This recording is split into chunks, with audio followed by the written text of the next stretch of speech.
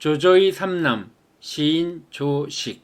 삼국지 최고의 전투력을 가진 장소는 단연 여포였지만 최고의 시인은 조조의 셋째 아들 조식이었습니다.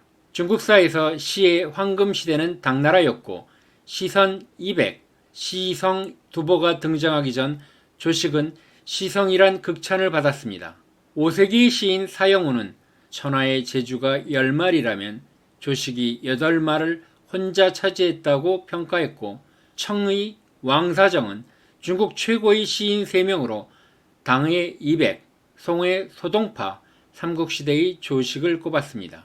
토지의 작가 박경리는 내가 행복했더라면 문학을 하지 않았을 것이라는 말을 남겼습니다. 조조의 아들 조식의 삶도 그랬습니다. 귀족 왕자로서의 화려함으로 사람들의 마음을 얻은 것이 아니라 백성들이 공공한 생활과 정처 없이도 도는 민중들의 비애를 탄식하는 동시에 군주와 후궁의 유락 행태와 집권층의 호화로운 잔치를 그대로 묘사하면서 독자들의 공감을 얻었던 것입니다. 후한말 황건적이 난에서 시작된 난세를 거치면서 수많은 영웅들이 등장했지만 조조, 유비, 송곤이라는 영웅들이 위, 촉, 오, 삼국을 건국하였습니다. 하지만 3명의 영웅 자손들은 금수저로 태어났지만 어쩌면 절대 권력을 앞에 둔 형제간의 갈등 속에서 그 누구보다 영역의 쓴맛을 경험해야 했습니다. 유비의 아들 유선은 황제의 신분에서 항복한 군주가 되었고 양자인 유봉은 뛰어난 능력을 갖추었기 때문에 후계 구도를 염려한 제갈량과 유비의 손에 의해 자결해야 했습니다. 송곤의 아들들도 비슷했습니다. 기대를 모았던 장남 손등이 33세, 차남 솔려는 21세에 요절하자 삼남 손화가 태자가 되었지만 사남 손패와의 불화로 발생한 이궁의 변으로 손화는 폐위되고 손패는 자결 명령을 받았으며 제위를 9살에 물려받은 손량도 훗날 폐위되는 신세가 되었습니다. 조조의 자식들도 마찬가지입니다. 장남 조앙은 장수와의 전투에서 전위와 함께 전사하여 둘째 조비가 후계자가 되는 행운을 잡았습니다. 하지만 후계 경쟁에서 탈락한 삼남 조식의 삶은 한마디로 재주는 뛰어나지만 때를 만나지 못해 불행한 삶을 살았다는 회제 불호의 삶이었습니다. 사남 조창은 조비에게 독살되었다는 이야기가 전해지고 오남 조웅은 조비의 대관식에 불참했다가 자결했습니다.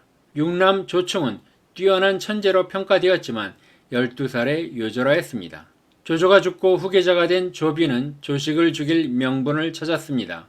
7걸음 이내에 시를 지으라는 황제가 된 형 조비의 명을 받고 유명한 칠보시를 지었습니다. 콩을 삶는데 콩깍지로 불을 떼니 콩이 솥 안에서 우는구나. 본래 같은 뿌리에서 났건을 들들 볶는 게 어찌 이다지도 급할까. 조비가 40세의 나이로 죽고 조카인 조예가 황제에 올라 서쪽 장안을 순행하려는데 장안에서 조식을 황제로 옹립하려 한다는 풍설이 돌았습니다. 당연히 조예는 작은아버지 조식을 의심하였고 조식은 시를 지어 자신의 뜻을 밝혔습니다. 나는 마음을 드러내어 스스로 털어놓고자 하지만 궁궐문은 9겹이고 길은 먼데다 강에는 나루토조차 없구나. 이후 조예가 반기의 황족인 조휴를 시켜 오나라 석정을 공격했으나 대패하고 조휴가 병사하자 자신을 등용해 달라는 시를 지었지만 조예는 조식을 외면했습니다. 마부가 일찍부터 수레를 준비하니 내가 곧 먼 길을 떠나기 때문이다. 멀리 떠나 어디로 가려는가? 우리의 원수인 오나라로 가리라. 조예의 사망 1년 전에는 조예의 부름을 받고 호사스러운 궁궐에서 술과 여색으로 점철된 집권층의 환락을 구경한 모습을 시에 담기도 하였습니다. 시중두는 여인이 누구냐면 제나라 강씨 같은 미인이라 원정도 많고 사랑도 깊어 잊기 힘들다네. 친구들을 불러 잔치 벌여 놀면서 단지 술잔이 어찌 이리 더딘가 라고 노래하네. 손들은 이미 취해서 돌아가고자 하나 주인은 아직 이슬도 마르지 않았다고 하네. 하지만 조식은 황제인 조비와 조예에 의해 경계의 대상이 되면서 여러 번 근거지가 옮겨졌습니다. 그 과정에서 백성들이 처참한 생활상을 목격하였고 양보행이라는 시를 지었습니다. 고달프구나.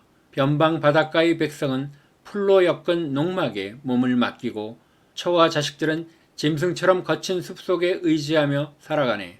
살인문안이 어찌나 적막한지 여우와 토끼가 어슬렁거리는구나.